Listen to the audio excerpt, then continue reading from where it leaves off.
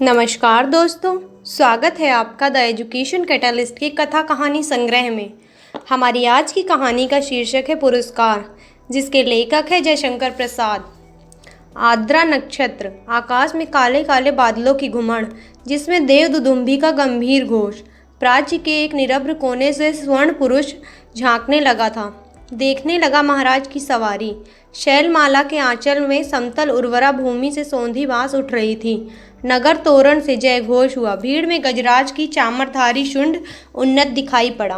वह हर्ष और उत्साह का समुद्र हिलोर भरता हुआ आगे बढ़ने लगा। प्रभात की हेम किरणों से अनुरंजित नन्ही नन्ही बूंदों का एक झोंका स्वर्ण मल्लिका के सामने बरस पड़ा। मंगल सूचना से जनता ने हर्ष ध्वनि की।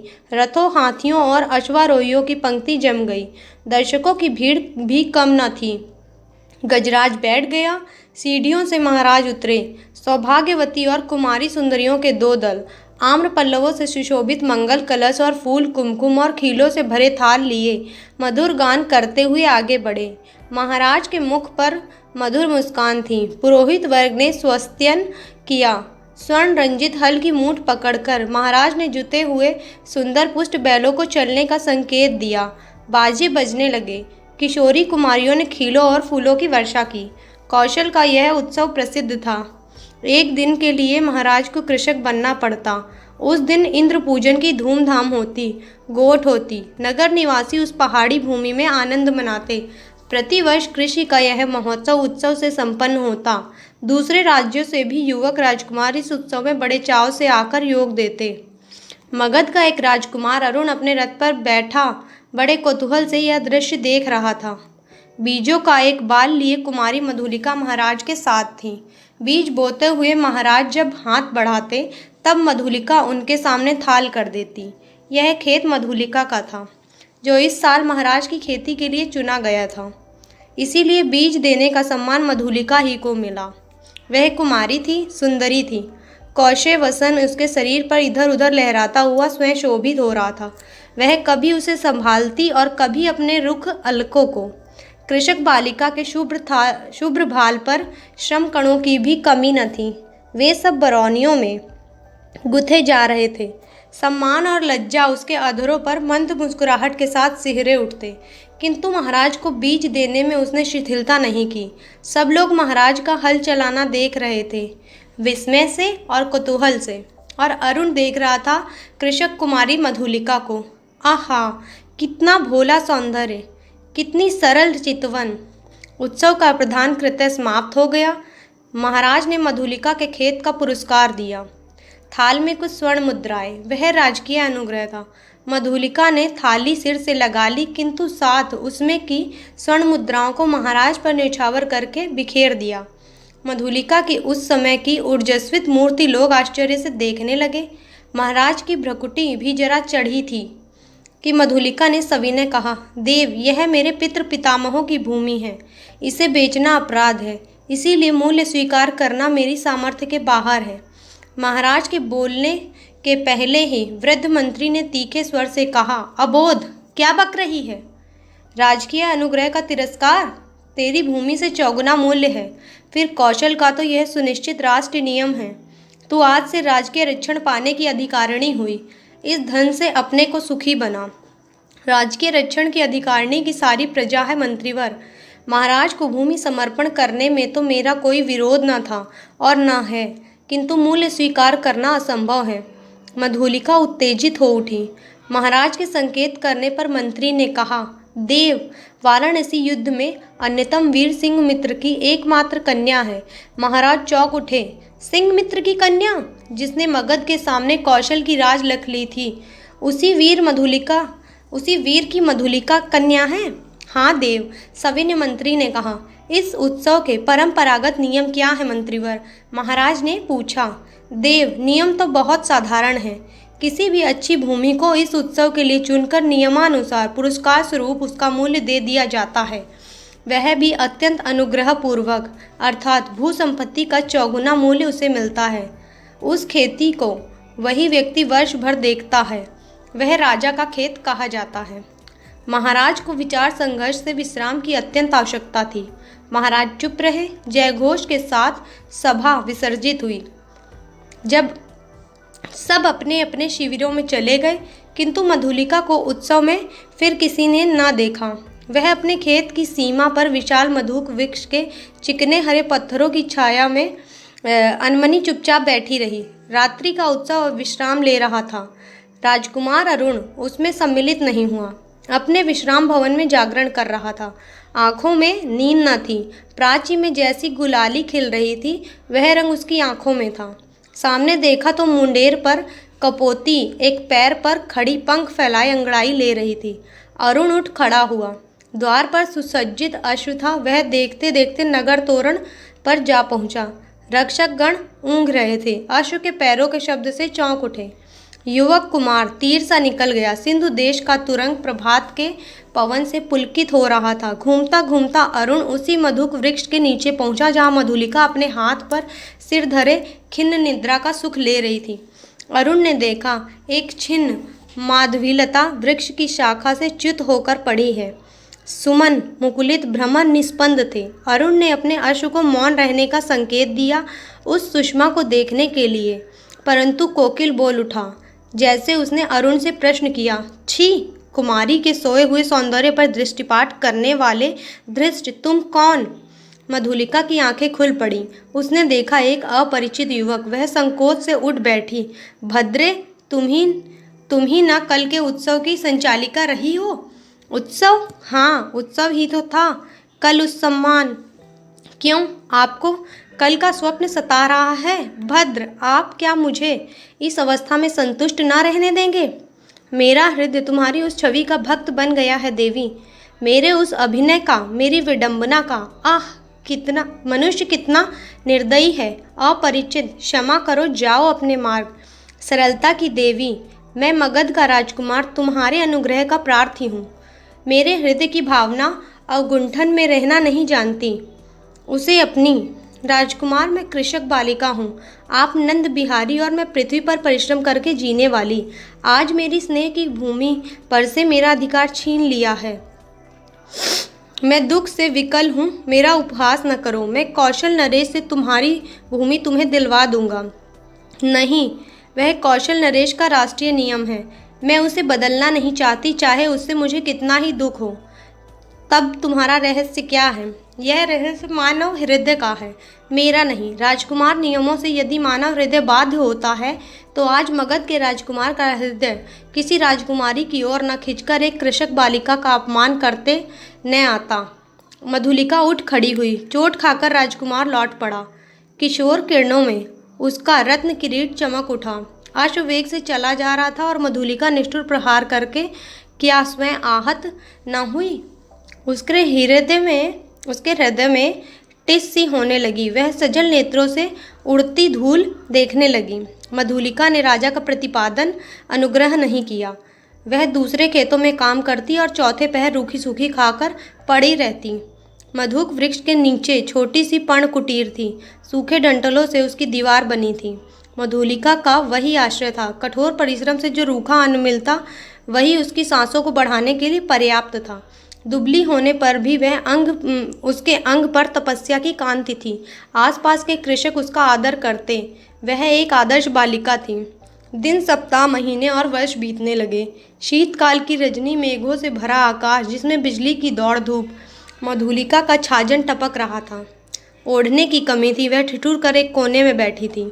मधुलिका अपने अभाव को आज बढ़ाकर सोच रही थी। जीवन से सामंजस्य बनाए रखने के वाले उपकरण तो अपनी सीमा निर्धारित रखते हैं, परंतु उनकी आवश्यकता और कल्पना भावना के साथ बढ़ती घटती रहती है।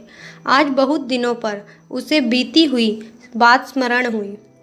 2 नहीं 3 वर्ष हुए होंगे। इसी मधुक के नीचे प्रभात में तरुण राजकुमार ने क्या कहा था, वह अपने हृदय से पूछने लगी। उन चाटुकारी के शब्दों को सुनने के लिए उत्सुक सी वह पूछने लगी, क्या कहा था? दुख दग्ध हृदय उन स्वप्न सी बातों को स्मरण रख सकता था, और स्मरण ही होता तो भी कष्टों की इस काली निशा में वह कहने का साहस करता। हाय रे विडंबना! आज मधुलिका उस बीते हुए क्षण को लौटा लेने के लिए विकल थी। दारिद्र्य की ठोकरों ने उसे व्यथित और अधीर कर दिया। है। मगध की प्रसादामाला के वैभव का काल्पनिक चित्र उन सूखे डंठलों के रंध्रों से नभ में बिजली के आलोक में नाचता हुआ दिखाई देने लगा। खिलवाड़ी शिशु जैसे श्रावण की संध्या में जुगनू को पकड़ने के लिए हाथ लपकाता है, वैसे ही मधुलिका मन ही मन कर रही थी। अभी वह निकल गया। वर्षा ने भीषण रूप धारण किया। गड़गड़ाहट बढ़ने लगी। ओले पड़ने की संभावना थी। मधुलिका अपनी जर्जर झोपड़ी के लिए कांप उठी। सहसा बाहर कुछ शब्द हुआ। कौन है यहाँ? पथिक को आश्रय चाहिए। मधुलिका ने डंठलों का कपाट खोल दिया। बिजली चमक उठी। उसने देखा एक पुरुष घोड़े की डोर पकड़े खड़ा है। सहसा वह चिल्ला उठी, राजकुमार! मधुलिका! आश्चर्य से युवक ने कहा। एक क्षण के लिए सन्नाटा छा गया। मधुलिका अपनी कल्पना को सहसा प्रत्यक्ष देखकर चकित हो गई। इतने दिनों के बाद आज फिर? अरुण ने कहा। कितना समझाया मैंने, परंतु मधुलिका अपनी दयनीय अवस्था पर संकेत करने नहीं देना चाहती थी। उसने कहा, और आज आपकी यह क्या दशा है? सिर झुकाकर अरुण ने कहा, मैं मगध का विद्रोही निर्वासित कौशल में जीविका खोजने आया हूँ। मधुलिका उस अंधकार में हंस पड़ी। मगध का विद्रोही राजकुमार का स्वागत करे, एक अनाथिनी कृषक बालिका, यह भी एक विडंबना है, तो भी मैं स्वागत के लिए प्रस्तुत हूँ।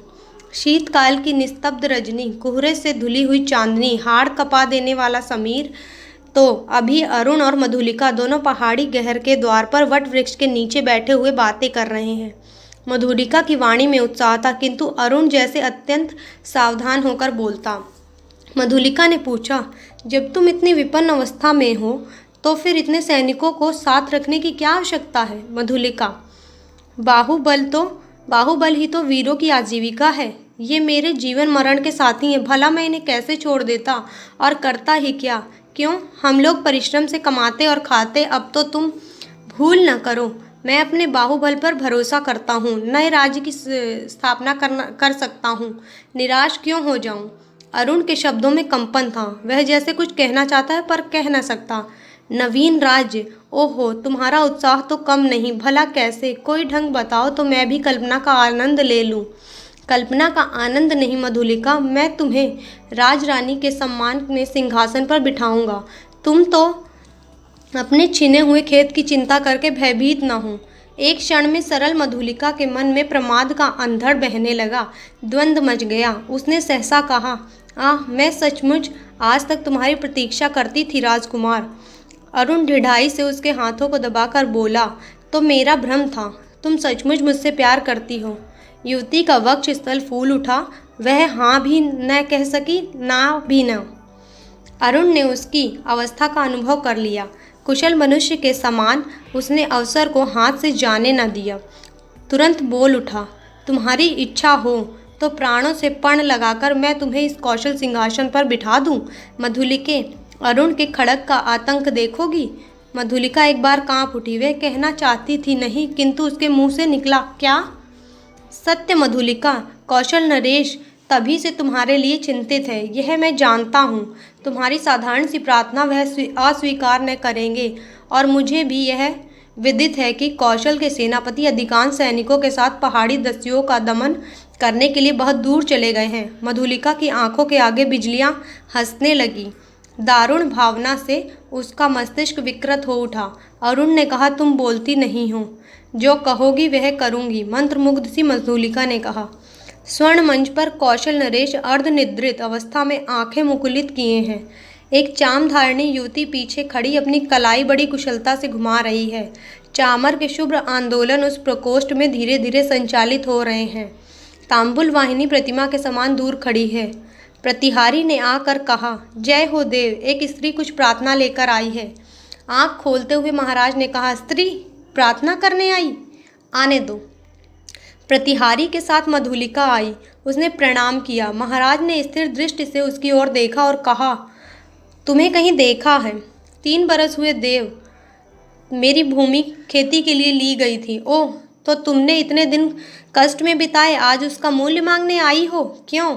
अच्छा, तुम्हें मिलेगा। प्रतिहारी, नहीं, मुझे मूल्य नहीं चाहिए। मूर्ख, फिर क्या चाहिए? उतनी ही भूमि दुर्ग के दक्षिण नाले के समीप की जंगली भूमि, वहीं मैं अपनी खेती करूंगी। मुझे एक सहायक मिल गया है, वह मनुष्यों से मेरी सहायता करेगा। भूमि को समतल भी बनाना होगा। महाराज ने कहा, कृषक बालिके, वह बड़ी उबड़ खाबड़ भूमि है, तिस पर वह दुर्ग के समीप एक सैनिक महत्व रखती है। तो फिर निराश लौट जाऊं? सिंह मित्र की कन्या, मैं क्या करूं? तुम्हारी यह प्रार्थना। देव, जैसी आज्ञा हो। जाओ, तुम श्रमजीवियों को उसमें लगाओ। मैं अमात्य को आज्ञा पत्र देने का आदेश करता हूँ। जय हो देव, कहकर प्रणाम करती हुई मधुलिका राजमंदिर के बाहर आई। दुर्ग के दक्षिण भयावने नाले के तट पर घना जंगल है। आज मनुष्य के पद संचार से शून्यता भंग हो रही थी। अरुण के छिपे हुए मनुष्यता स्वतंत्रता से इधर उधर घूमते थे। झाड़ियों को काटकर पथ बना रहा था। नगर दूर था, फिर उधर यूं ही कोई नहीं आता था। फिर अब तो महाराज की आज्ञा से वहाँ मधुलिका का अच्छा सा खेत बन रहा था। तब इधर की किसको चिंता होती। एक घने कुब्ज में अरुण और मधुलिका एक दूसरे को हर्षित नेत्रों से देख रहे थे। संध्या हो चली थी। उस निविड़ वन में उन नवागत मनुष्य को देखकर पक्षीगण अपनी नीड़ को लौटाते हुए अधिक कोलाहल कर रहे थे। प्रसन्नता से अरुण की आंखें चमक उठी। सूर्य की अंतिम किरण झुरमुट में घुसकर मधुलिका के कपोलों से खेलने लगी। अरुण ने कहा, 4 पहर और विश्वास करो, प्रभात में ही इस जीर्ण कलेवर कौशल राष्ट्र की राजधानी श्रावस्ती में तुम्हारा अभिषेक होगा और मगध में निर्वासित मैं एक स्वतंत्र राष्ट्र का अधिपति बनूंगा। मधुलिके, भयानक। अरुण, तुम्हारा साहस देखकर मैं चकित हो रही हूँ। केवल 100 सैनिकों से तुम। रात के तीसरे प्रहर मेरी विजय यात्रा होगी, तो तुमको इस विजय पर विश्वास है? अवश्य। तुम अपनी झोपड़ी में यह रात बिताओ। प्रभात से तो राजमंदिर ही तुम्हारा लीला निकेतन बनेगा। मधुलिका प्रसन्न थी, किंतु अरुण के लिए उसकी कल्याण कामना सशंक थी। वह कभी कभी उद्विग्न सी होकर बालकों के समान प्रश्न कर बैठती। अरुण उसका समाधान कर देता। सहसा कोई संकेत पाकर उसने कहा, अच्छा, अंधकार अधिक हो गया है, अभी तुम्हें दूर जाना है और मुझे प्राणपण से इस अभियान के प्रारंभिक कार्यों को अर्धरात्रि तक पूरा कर लेना चाहिए। तब रात्रि भर के लिए विदा। मधुलिका उठ खड़ी हुई। कटीली झाड़ियों से उलझती हुई क्रम से बढ़ने वाले अंधकार में वह झोपड़ी की ओर चली। पर अंधकार में था और मधुलिका का हृदय भी निविड़ तमसा घिरा था। उसका मन सहसा विचलित हो उठा। मधुरता नष्ट हो गई। जितनी सुख कल्पना थी वह जैसे अंधकार में विलीन हो गई। वह भयभीत थी। पहले भय उसे अरुण के लिए उत्पन्न हुआ, यदि वह सफल न हुआ तो। फिर सहसा सोचने लगी, वह क्यों सफल हो? श्रावस्ती दुर्ग एक विदेशी के अधिकार में क्यों चला जाए? मगध का चिर शत्रु, ओह, उसकी विजय। कौशल नरेश ने क्या कहा था? सिंह मित्र की कन्या। सिंह मित्र कौशल का रक्षक वीर, उसी की कन्या आज क्या करने जा रही है? नहीं नहीं, मधुलिका, जैसे उसके पिता उस अंधकार में पुकार रहे थे, वह पगली की तरह चिल्ला उठी। रास्ता भूल गई। रात एक पहर बीत चली, पर मधुलिका अपनी झोपड़ी तक न पहुंची। वह उधेड़ बुन में विक्षिप्त सी चली जा रही थी। उसकी आंखों के सामने कभी सिंह मित्र और कभी अरुण की मूर्ति अंधकार में चित्रित हो जाती। उसके सामने आलोक दिखाई पड़ा। वह बीच पथ में खड़ी हो गई। प्रायः 100 उल्काधारी अश्वारोही चले आ रहे थे और आगे आगे एक वीर अधेड़ सैनिक था। उसके बाएं हाथ में अश्व की वल्गा और दाहिने हाथ में नग्न खड्ग। अत्यंत धीरता से वह टुकड़ी अपने पथ पर चल रही थी, परंतु मधुलिका बीच पथ से हिली नहीं। प्रमुख सैनिक पास आ गया और मधुलिका अब भी नहीं हटी। सैनिक ने अश्व रोक कर कहा, कौन? कोई उत्तर नहीं मिला। तब तक दूसरे अश्वारोही ने सड़क पर कहा, तू कौन है स्त्री? कौशल के सेनापति को उत्तर शीघ्र दे। रमणी जैसे विकारग्रस्त स्वर में चिल्ला उठी, बांध लो, मुझे बांध लो, मेरी हत्या कर दो, मैंने अपराध ही ऐसा किया है। सेनापति हंस पड़े, बोले, पगली है। पगली नहीं, यदि वही होती तो इतनी विचार वेदना क्यों होती? सेनापति, मुझे बांध लो, राजा के पास ले चलो। क्या है? स्पष्ट कह। श्रावस्ती का दुर्ग एक पहर में दस्युओं के हस्तगत हो जाएगा। दक्षिणी नाले के पार उनका आक्रमण होगा। सेनापति चौंक उठे। उन्होंने आश्चर्य से पूछा, तू क्या कर रही है? मैं सत्य कह रही हूँ, शीघ्रता करो। सेनापति ने 80 सैनिकों को नाले की ओर धीरे धीरे बढ़ने की आज्ञा दी और स्वयं 20 अश्वारोहियों के साथ दुर्ग की ओर बढ़े। मधुलिका एक अश्वारोही के साथ बांध दी गई। श्रावस्ती का दुर्ग, कौशल राष्ट्र का केंद्र, इस रात्रि में अपने विगत वैभव का स्वप्न देख रहा था। भिन्न राजवंशों ने उसके प्रांत पर अधिकार जमा लिया है। अब वह केवल कई गांवों का अधिपति है। फिर भी उसके साथ कौशल के अतीत की स्वर्ण गाथाएं लिपटी हैं। वही लोगों की ईर्ष्या का कारण है। जब थोड़े से अश्वारोही बड़े वेग से आते हुए दुर्ग द्वार पर रुके, तब दुर्ग के प्रहरी चौंक उठे। उल्का के आलोक में उन्होंने सेनापति को पहचाना। द्वार खुला, सेनापति घोड़े की पीठ से उतरे। उन्होंने कहा, अग्निसेन, दुर्ग में कितने सैनिक होंगे? सेनापति की जय हो, 200। उन्हें शीघ्र ही एकत्र करो, परंतु बिना किसी शब्द के। 100 को लेकर तुम शीघ्र ही चुपचाप दुर्ग के दक्षिण की ओर चले जाओ, आलोक और शब्द न हो। सेनापति ने मधुलिका की ओर देखा, वह खोल दी गई। उसे अपने पीछे आने का संकेत कर सेनापति राजमंदिर की ओर बढ़े। प्रतिहारी ने सेनापति को देखते ही महाराज को सावधान किया। वह अपनी सुख निद्रा के लिए प्रस्तुत हो रहे थे, किंतु सेनापति और साथ में मधुलिका को देखते ही चंचल हो उठे। सेनापति ने कहा, जय हो देव, इस स्त्री के कारण मुझे इस समय उपस्थित होना पड़ा है। महाराज ने स्थिर नेत्रों से देखकर कहा, सिंह मित्र की कन्या, फिर यहाँ क्यों? क्या तुम्हारा क्षेत्र नहीं बन रहा है? कोई बाधा? सेनापति, मैंने दुर्ग के दक्षिण नाले के समीप की भूमि इसे दी है। क्या उसी संबंध में तुम कहना चाहते हो? देव, किसी गुप्त शत्रु ने उसी ओर से आज की रात में दुर्ग पर अधिकार कर लेने का प्रबंध किया है, और इस स्त्री ने मुझे पथ में यह संदेश दिया है। राजा ने मधुलिका की ओर देखा, वह कांप उठी। घृणा और लज्जा से वह गड़ी जा रही थी। राजा ने पूछा, मधुलिका, यह सत्य है? हाँ देव। राजा ने सेनापति से कहा, सैनिकों को एकत्र करके तुम चलो, मैं अभी आता हूँ। सेनापति के चले जाने पर राजा ने कहा, सिंह मित्र की कन्या, तुमने एक बार फिर कौशल का उपकार किया। यह सूचना देकर तुमने पुरस्कार का काम किया। अच्छा, तुम यहीं ठहरो, पहले उन आतंकियों का प्रबंध कर लूँ। अपने साहसिक अभियान में अरुण बंदी हुआ और दुर्ग उल्का के आलोक में अतिरंजित हो गया। भीड़ ने जयघोष किया, सबके मन में उल्लास था। श्रावस्ती दुर्ग आज एक दस्यु के हाथ में जाने से बचा था। आबाल वृद्ध नारी आनंद से उन्मत्त हो उठे। उषा के आलोक में सभा मंडप दर्शकों से भर गया। बंदी अरुण को देखते ही जनता ने रोष से हुंकार करते हुए कहा, वध करो। राजा ने सबसे सहमत होकर आज्ञा दी, प्राण दंड। मधुलिका बुलाई गई। वह पगली सी आकर खड़ी हो गई। कौशल नरेश ने पूछा, मधुलिका, तुझे जो पुरस्कार लेना हो मांग। वह चुप रही। राजा ने कहा, मेरी निज की जितनी खेती है मैं सब तुझे देता हूँ। मधुलिका ने एक बार बंदी अरुण की ओर देखा। उसने कहा, मुझे कुछ न चाहिए। अरुण हंस पड़ा। राजा ने कहा, नहीं, मैं तुझे अवश्य दूंगा, मांग ले तो मुझे भी प्राण दंड मिले। कहती हुई वह अरुण के पास जा पहुंची। अगर आपको हमारी स्टोरी पसंद आई हो तो आप हमारे चैनल को लाइक करें, सब्सक्राइब करें